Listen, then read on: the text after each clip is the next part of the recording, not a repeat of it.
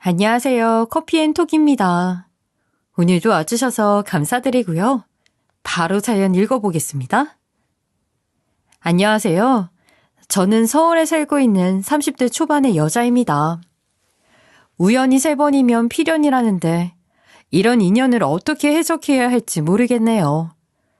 저와 저희 엄마의 기가 막힌 인생을 공유하고 싶어 이렇게 사연을 보내게 되었어요. 저와 저희 예비신랑은 제가 예비신랑 대학원 근처의 카페에서 아르바이트를 하다가 우연히 만나게 되었어요. 대학원생이었던 그는 제가 일하는 카페에 커피를 사러 거의 매일 왔고 얼굴을 자주 보다 보니 마주칠 때마다 인사를 하고 지내는 사이가 됐죠. 그리고 커피를 주문하고 가져가는 그 짧은 시간 동안 몇 마디 간단한 대화나 안부를 나누게 되었어요. 그렇게 3달쯤 지난 가을의 어느 날 퇴근길에 가게 앞에서 그를 마주쳤어요. 실례인 줄 알면서도 제가 퇴근할 때까지 기다렸다고 말문을 연 그 사람은 저는 내년에 졸업해요. 그러면 성희 씨를 더는 못 만날 것 같다는 생각이 들었어요. 라며 사실은 자신이 지금 석사 졸업 논문이 한창이라 이렇게 매일 카페에 올 시간이 있는 게 아닌데다가 커피를 그렇게 좋아하는 것도 아니라며 저를 만나는 그 5분의 짧은 시간을 위해 매일 커피를 사러 들렸던 것이라고 말했어요. 자기가 지금 연애나 하고 있을 처지가 아니라는 것도 말 몇 번 나눠본 손님이 갑자기 이런 말 하는 것도 우습고 무서울 수 있지만 자신의 진심을 꼭 전해주고 싶다는 그 말에 저는 감동을 받았죠. 그렇게 저와 그는 사귀게 되었고 남자친구가 졸업을 하고 제가 아르바이트를 그만두고 괜찮은 직장을 구한 후에도 함께하며 결혼 이야기가 오갈 정도로 깊은 관계로 발전했어요. 본격적으로 결혼 이야기가 나오고 나서 알게 된 사실인데 저보다 5살 많은 예비신랑은 자신이 어릴 때 입양된 양자라고 했어요. 다행인 것은 좋은 가족을 만날 수 있었던 점으로 대기업 임원이신 아버지, 의사인 어머니 덕분에 윤택한 환경에서 자랄 수 있었고 부모님 2분 다 좋은 분들이라고 했죠. 사실 예비신랑 집안의 경제 형편이 저희 집안보다 좋다는 사실은 어느 정도 이미 눈치채고 있었지만 자세한 부분은 신뢰라는 생각에 서로 캐물은 적이 없었기에 저는 그 이야기를 듣고는 우리 집안과 예비신랑의 집안이 격차가 큰 것에 걱정이 되기 시작했죠. 저희 집안은 어디에서나 볼 수 있는 단란하고 평범한 가족이지만 집안 형편이 좋지 못한 편이었거든요. 저 역시 그런 가정 형편 때문에 크게 학문에 뜻이 있었던 것도 아니라 고등학교를 졸업하고 일찍 아르바이트로 시작해 취업을 한 거였고요. 예비신랑은 우리 부모님은 그렇게 속물적인 사람들 아니야. 너는 충분히 착하고 좋은 사람이고 그거면 충분해. 라며 저를 다독여 주었고 저희는 이 결혼을 진지하게 생각해 보기로 약속했어요. 그렇게 저와 예비신랑은 결혼 허락을 받기 위해 예비 시부모님을 만나기로 했어요. 아무리 2 사람이 사랑해서 내린 결정이라고 하지만 부모님의 허락 없이 결혼할 수는 없었으니까요. 솔직히 말해서 인사를 드리고 온 후의 기분은 회사에 입사할 때 면접을 볼 때 딱 그 기분이었어요. 예비 시어머니는 대놓고 제게 그렇게 말씀하시더군요. 우리 아들이 워낙 성격이 독특한 애라 특이한 여자를 데리고 올 줄은 알았는데 아휴 그래도 이 정도일 줄은 몰라서 꽤나 충격이 크네. 솔직히 거기까지는 이해했어요. 제가 뭐 재력, 학벌, 외모 어디를 봐도 내세울 것이 없는 사람인 것은 맞았으니까요. 대기업 임원 아버지의 의사어머니 그리고 번듯한 대학을 나와 석사과정까지 밟고 대기업에 취직한 아들. 어디를 보고 봐도 제가 밀리니까요. 하지만 예비 시어머니의 말은 그게 끝이 아니었어요.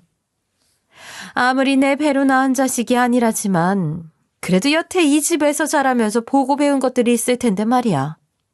부모가 이렇게 번듯한 직업을 가지고 있는데도 불구하고 이런 여자를 반려자라고 데리고 왔으니 아휴 역시나 본태는 사람이 숨길 수 없다고 실망할 수밖에 없구나.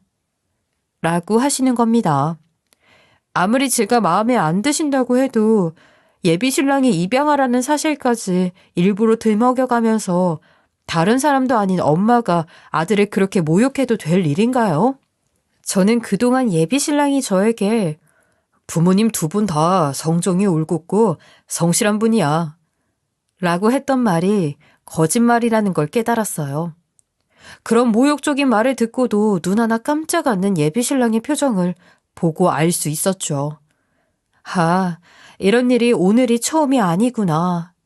그동안 이런 식의 무시를 많이 당하고 살았겠구나 하는 그런 것들이요. 그래도 어쨌든 반대는 안 하신다는 뜻으로 알겠습니다, 어머니. 5살 때 입양되었다던 예비 신랑은 30년 가까이 이 집에서 살면서 이미 이런 대우가 머릿속에 박힌 듯 태연하게 행동했죠. 처음 인사드리는 자리에서부터 심상치 않음을 저 역시 느꼈지만 예비 신랑의 태도가 워낙 확고했던 데다가 저 역시 그를 너무나 사랑하고 또 믿었기에 이 결혼을 강행하기로 결정했어요. 예비 신랑 역시 반기면서 환영해주지 않을 거라는 건 이미 알았어. 어머니는 내가 누굴 데리고 가도 꼬투리를 잡으실 분이야. 그러니까 너무 마음 쓰지 마. 하고 저를 다독여 주었죠.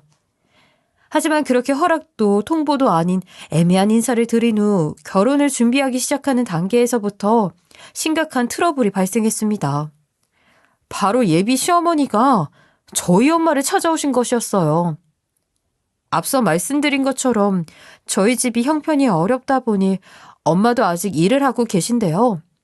엄마가 일하는 식당을 어떻게 아셨는지 거기로 예비 시어머니가 예고도 없이 다짜고짜 찾아오신 거였죠.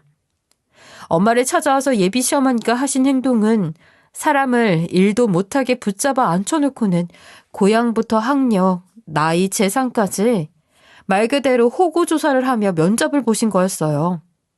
저에게 했던 질문 그대로 똑같이 말이죠. 사실 저희 엄마는 초졸이세요. 그 당시에는 중학교 이상을 졸업하지 못한 사람이 그리 드물지는 않았잖아요. 저희 엄마도 어려운 형편에 어린 나이부터 공장에서 일을 하시느라 초등학교 이후로 학력이 없다고 해요. 시대가 시대였던 만큼 저는 엄마를 부끄러워 해본 적이 한 번도 없었고 오히려 자신을 위해 그리고 가족들을 위해 저는 상상도 할 수 없을 어린 나이에 열심히 일을 하면서 먹고 살자고 아등바등 노력한 엄마가 자랑스럽게까지 느껴졌으니까요. 실제로 제 주변 친구들 부모님 중 엄마처럼 소년공 출신이라던가 어릴 때부터 파출부나 식모살이를 했던 분들도 어렵지 않게 찾을 수 있었어요. 하지만 예비 시어머니께 그런 이야기를 했다가는 끼리끼리라는 이야기나 듣겠죠. 실제로 예비 시어머니는 저희 엄마가 초졸 학력이라는 이야기를 듣자마자 도무지 용납도 이해도 안 된다는 듯한 말투와 표정으로 자식 부끄러운 줄도 몰라요? 이날이 때껏 뭐하고 살았대. 어릴 때야 찢어지게 가난해서 그랬다 쳐도 나이 들어서라도 고등학교 졸업장 정도는 딸 수 있었던 거 아니에요? 나이도 나랑 동갑이면 기회는 얼마든지 있었을 텐데. 그러셨다는 거예요. 솔직히 말해 예비 시어머니도 운이 좋아 부자인 부모한테 태어난 것뿐 아닌가요? 만약 예비 시모도 저희 엄마와 같은 부모 밑에서 자랐다면 본인도 의사는커녕 대학 문턱도 못 밟아봤을 텐데 말이에요. 엄마는 그냥 예비 사돈이 찾아왔었더라는 이야기만 하셔서 그 정도까지 할 줄은 몰랐는데 엄마의 가게에 찾아갔던 날 엄마와 같이 일하는 아주머니께서 그 사람 진짜 예의도 없고 이상하더라 며 이야기를 해주셔서 겨우 알게 되었어요. 저는 우라통이 터졌죠. 화내고 따져야 할 사람은 아닌데도 엄마에게 분풀이를 하고 말았어요. 엄마, 그런 소리를 듣고도 바보처럼 가만히 있었어? 왜 아무 말도 안 했어? 물이라도 뿌려줬었어야지. 그런데 엄마는 슬픈 얼굴로 그렇게 말씀하셨어요. 이혜미가 평생에 너한테 좋은 옷 한 벌을 못해다 입히고 너 대학도 못 보내주고 내가 네 인생에 도움 안 된 건 사실이잖아. 그리고 너 겨우 좀 시집 잘 가서 잘 돼보려고 하는데 내가 초치면 어쩌니? 도움은 안 되어도 방해는 되지 말아야지, 애미가. 저는 복장이 터져 무슨 말을 그렇게 하느냐고 엄마에게 소리를 쳤지만 엄마는 너하고 나는 곧 죽어도 부모 자식 사이고 장서방하고는 헤어지면 끝나는 사이 아니냐 라면서 순간의 기분에 휘둘려 후회할 행동은 하지 말아야 한다며 오히려 저를 어르셨어요. 그런 모호한 분위기 속에서 우리는 상견례도 하지 않았습니다. 예비 시아버지가 지병이 있으셨는데 상태가 악화되어 수술을 받으셔야 하는 상황이었고 집안이 초상집 분위기이니 결혼을 구태여 미루지는 않되 상견례는 없이 식도 단출하게 했으면 하셔서 그 뜻에 따르기로 했죠. 저는 일이 이렇게까지 꼬이는데 결혼을 해야 하나 싶었어요. 이 와중에 예비 시아버님 수술까지 받으신다 하시니 예비 신랑과 제가 결혼을 못하게 누군가 방해라도 하는 것만 같았죠.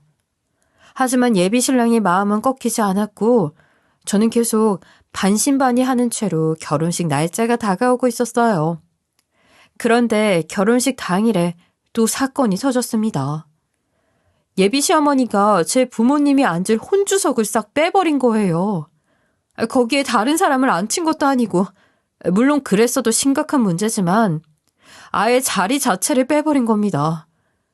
신부 대기실에 앉아 입장만을 기다리고 있다 뒤늦게 이 사실을 안 저는 너무나도 기가 막히고 화가 나고 어이가 없어서 도저히 이번만큼은 그냥 모르는 척 넘어갈 수 없었어요. 그동안 엄마의 그 슬픈 얼굴이 잊혀지지 않아 부당한 언행을 당하고도 이 결혼이 잘못되면 엄마가 자기 탓인 줄 알고 자책하실 거야 하는 생각이 버텼는데 그런 엄마의 자리를 자기 마음대로 없애버렸다 하니 말 그대로 머리에 뚜껑이 열리기 일보 직전이었죠. 어머니, 저희 부모님 혼주석을 말도 없이 빼셨다는 게 무슨 소리예요? 이게 사실이냐고요? 그랬더니 예비 시어머니가 제게 뭐라고 했는 줄 아세요? 아니, 그런 부모는 없는 게 너한테도 차라리 낫지 않니? 지금 이 자리에 신랑 측 하객이 어떤 사람들이 오는 줄 알아? 너 쪽팔리고 창피하지 말라고 취한 조치야. 뭘 알고나 떠들어? 그리고 너 지금 못 베어먹은 티내니? 어디 CM이 될 사람한테 눈깔 똑바로 뜨고 바락바락 떼들어. 이래서 머리 나쁘고 출생이 천한 것들은 안 된다니까. 감히 여기가 어느 안전이라고. 제가 너무 기가 막히고 화가 나서 뒷목을 잡고 말도 못 잇고 있는 사이에 저에게 인사라도 하고 가려고 신부 대기실에 들어오시던 부모님이 딱 그 막말을 다 들어버리신 겁니다. 아빠도 엄마도 시어머니의 그 망언에 기가 죽어 아무 말도 못하고 의기소침한 표정으로 서 계셨고 엄마는 결국 눈물을 보이며 돌아서셨어요. 신부 대기실 쪽에서 고성이 오가는 소리에 이미 하객들이 거의 다 입장해 있던 식장안은 수렁거리는 소리로 가득했죠. 그렇게 체면이니 뭐니 따지시는 예비 시어머니, 그 말씀도 좀 목소리 낮춰서 고상하게 해주셨으면 오죽 좋았을까요? 내 결혼식인데 이 수습안되는 상황에 난처해하고 있을 때쯤 뒤쪽에서부터 큰 소리가 나기 시작했어요. 여드는 좋게 되었음직한 연세가 지긋하신 할아버님 한 분이 이것들이 지금 못들 하는 짓이냐? 하고 고함을 치시며 신부 대기실 쪽으로 들어오셨어요. 아이고, 아버지 벌써 오셨어요? 벌써는 무슨? 이제 시기 목전에 와 있는데 대체 하객들 저리 모아두고 여기서 뭐하고 있느냐 말이다. 소리 바락바락 찔러가면서. 예비 시어머니가 아버지라고 부르는 것을 보니 예비 신랑의 외할아버님 되시는 분인 듯 했어요. 그 아나무인 시어머니도 자기 아버지 무서운 줄은 아는지 할아버지가 그렇게 호통을 치며 나무라시자 뜨끔하는 표정으로 찍소리도 못 하시더라고요. 그런데 그 할아버지를 본 저희 엄마가 갑자기 유령이라도 본 사람처럼 빳빳하게 굳어서는 덜덜 떨기 시작하는 거였어요. 진짜 못 볼 것을 본 사람의 표정 그 자체였죠. 한참을 굳어있다 갑자기 퍼뜩한 표정으로 정신을 차리신 엄마는 여전히 예비 시어머니를 나무라는 할아버지께 다가가 소리치셨습니다. 아저씨, 나 알죠? 나 박희영이요. 기억하시죠? 재건 아저씨. 순간 정적이 일어났습니다. 주변의 모두가 엄마를 주목했죠.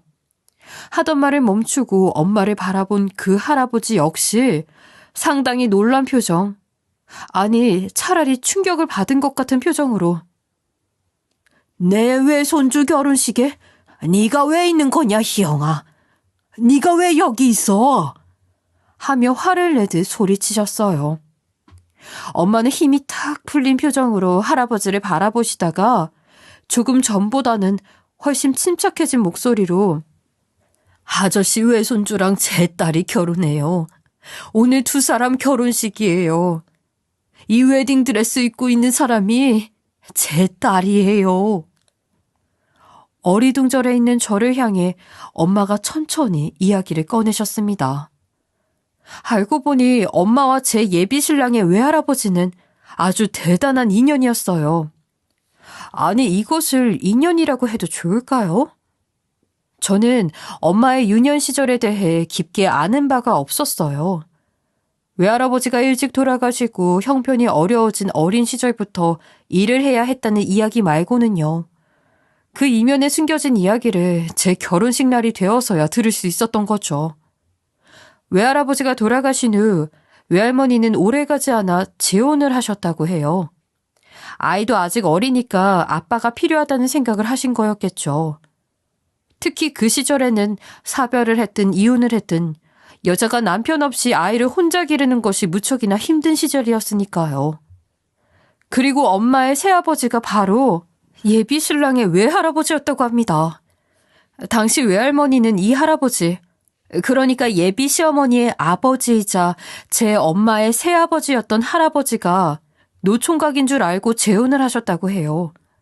하지만 막상 결혼하고 살림을 합치고 나서야 본인의 새남편이 철저히 숨기고 있었던 비밀을 알았다고 합니다. 할아버지는 결혼한 적이 없는 것은 사실이었지만 엄마와 동갑인 딸이 한 명 숨겨져 있었던 거예요. 처음에는 모르쇠로 일관하던 엄마의 새아버지는 막상 사실을 들키고 나자 태도가 180도 돌변했다고 합니다. 저의 외할머니에게는 내가 노총각이라 자식도 없고 이제와 자식 보기에도 늦은 나이니 희영이를 내 친딸처럼 생각하며 기르겠다. 그동안 남편 없이 혼자 애 키우느라 수고 많았다. 앞으로는 내가 고생을 덜어주겠다고 가머니설로 꼬셔놓고는 막상 일이 그렇게 틀어지자 태도를 바꾸어 뻔뻔하게 저희 엄마와 저희 외할머니를 괴롭히기 시작한 거예요.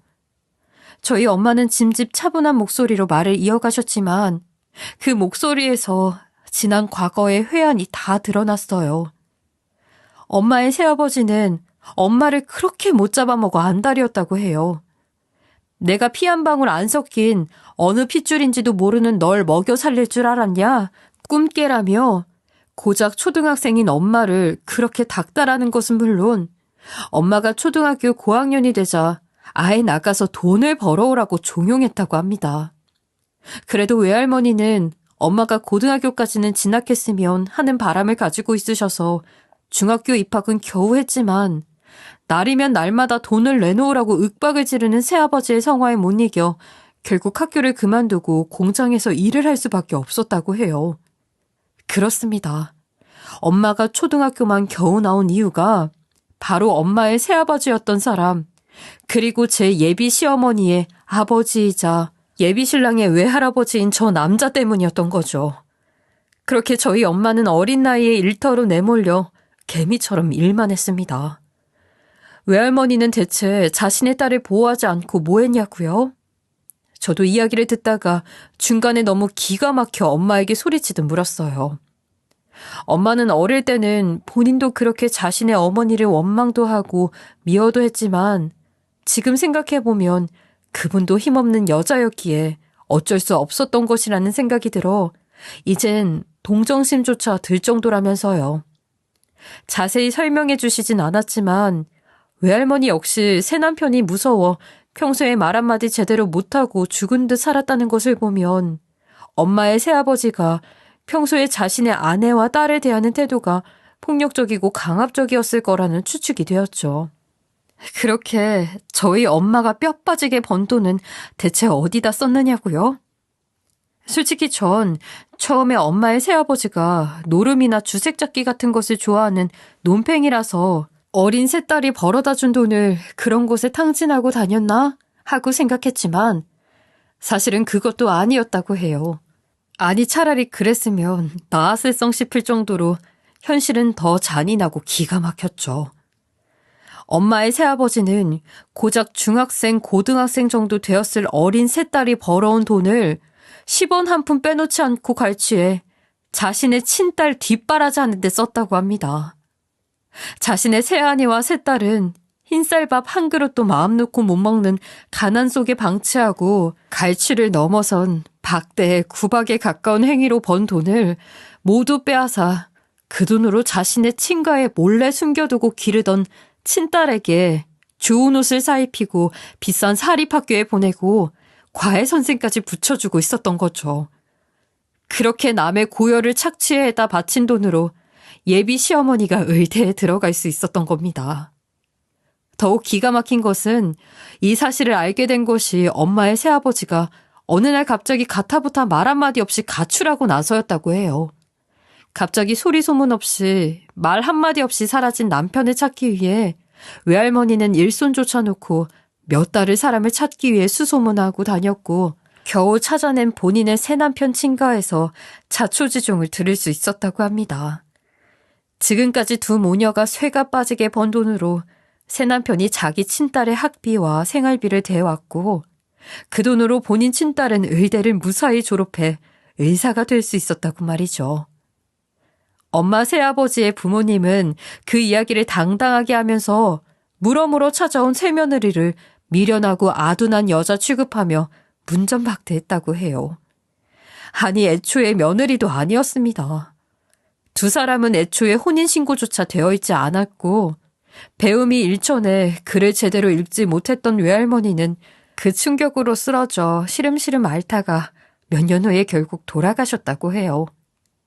엄마는 외할머니의 임종 직전에서야 모든 사정을 들을 수 있었고 10년이 넘게 잃어버린 세월의 회한으로 몇 달을 일도 제대로 못하고 먹지도 못하고 울면서 사셨다고 합니다. 그리고 겨우 저의 아빠를 만나 다시 마음을 다잡고 저를 낳고 다시 살아볼 마음을 먹은 것이라고 말이죠. 저는 갑작스럽게 밀려드는 이야기에 정신을 못 차리고 엄마, 이게 대체 무슨 말이야? 이게 다 무슨 일이냐고 라는 말만 몇 번이나 되물었습니다. 그때마다 엄마는 차분하지만 울분에 찬 얼굴로 조목조목 다시 되짚어 이야기해 주셨죠. 지금 사연을 듣고 계신 분들도 헷갈리시죠?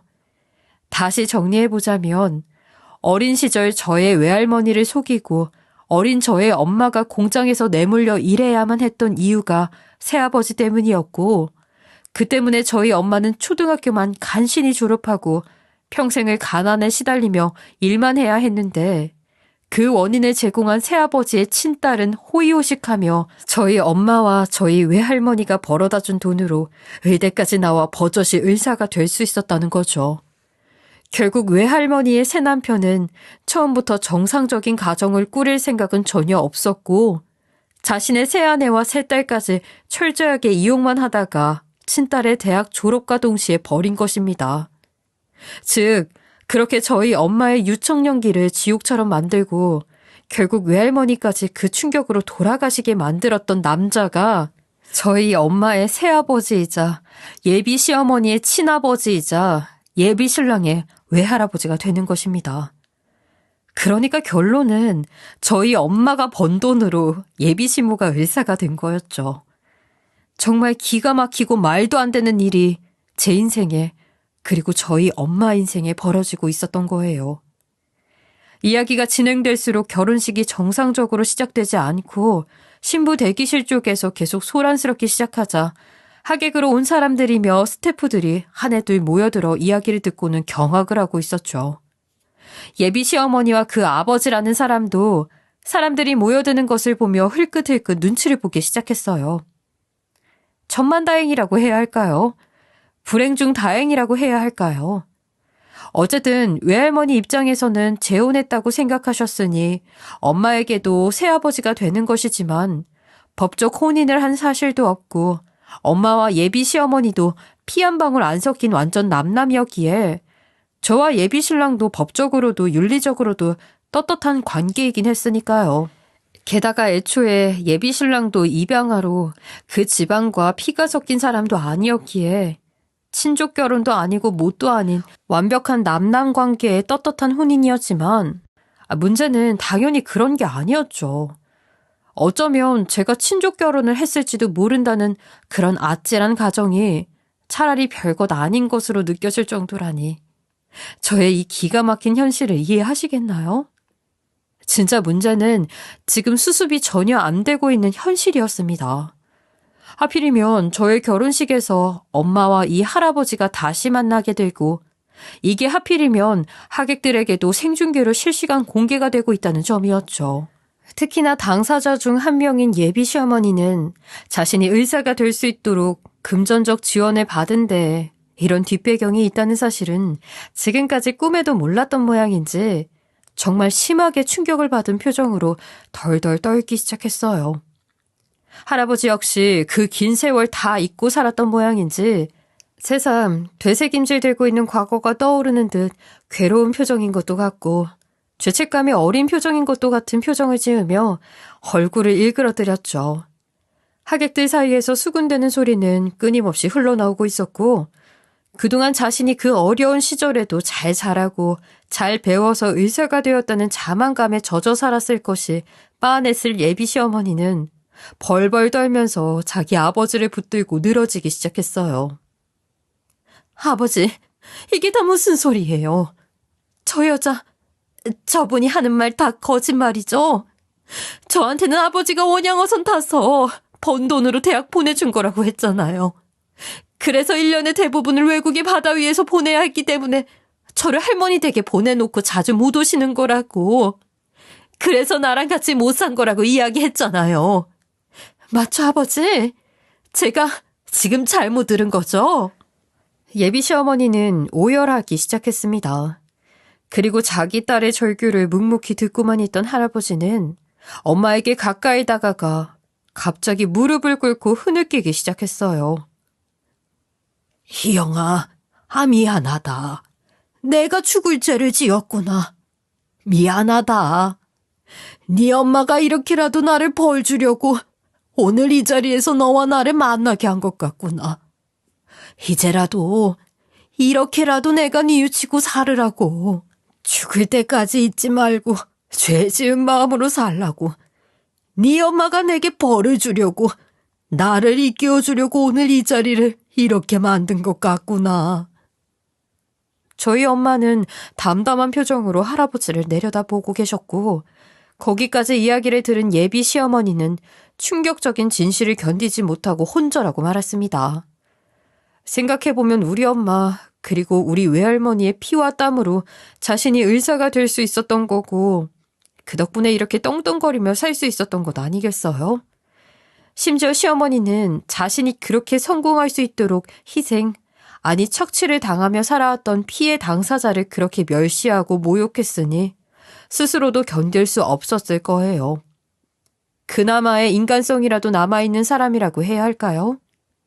누군가 119를 외치는 소리, 넋이 나간 표정으로 멍하니 저와 엄마, 그리고 할아버지를 번갈아 바라보던 멋들어진 턱시도를 입은 예비 신랑, 분주하게 오가는 사람들과 모여들어 수군대는 구경꾼들, 그 모든 것들이 영화 속 한 장면처럼 느릿하고 고요하게 흘러갔어요. 정말 비현실적인 장면이었죠. 제 눈과 귀에는 모든 사람들과 소음들이 차단된 채 엄마와 그 할아버지만이 보이고 들렸어요. 내가 이제 살 날이 머지 않았나 보구나. 희영이 네가 내 저승사자가 되어 나타난 게로구나. 내가 아주 큰 벌을 받을 모양인 게야. 하늘님이 이렇게까지 하시는 거 보면 이제 와서 아무리 참회하고 뉘우치고 용서를 구해도 나는 지옥불에 떨어진다는 것을 하늘님이 상기시켜 주려는 게야. 이런 말을 하면 너는 우습고 가당찮다 하겠지만 무섭구나. 무서워. 앞으로 엇것같이 남아있을 벌이 두렵구나. 그 이야기를 들으며 엄마는 먹먹한 가슴을 내리치시며 울부짖으셨어요. 네, 말 그대로 그건 울부짖음이었습니다. 엄마가 지난 세월 딸에게도 남편에게도 말 못한 상처받은 마음과 지독한 트라우마가 느껴졌죠. 이제 와서 죽어서 지옥 가는 건 무서우세요? 사람이면 그런 짓은 저지르지 말아야죠. 최소한 우리 엄마 장례식에는 와줄 수 있었잖아요. 진심으로 미안하다고 사과 한마디만 해줬어도 아저씨 때문에 나는 죽을 때까지 잊을 수 없는 멍울을 안고 살아가야 해요. 이 가슴에.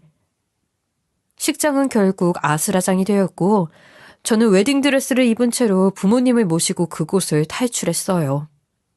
여전히 현실 감각이 전혀 없는 얼굴로 멍하니 서 있는 예비신랑이 눈에 밟혔지만 그 순간 아, 내 인연도 여기까지구나 하는 생각이 들고 말았어요.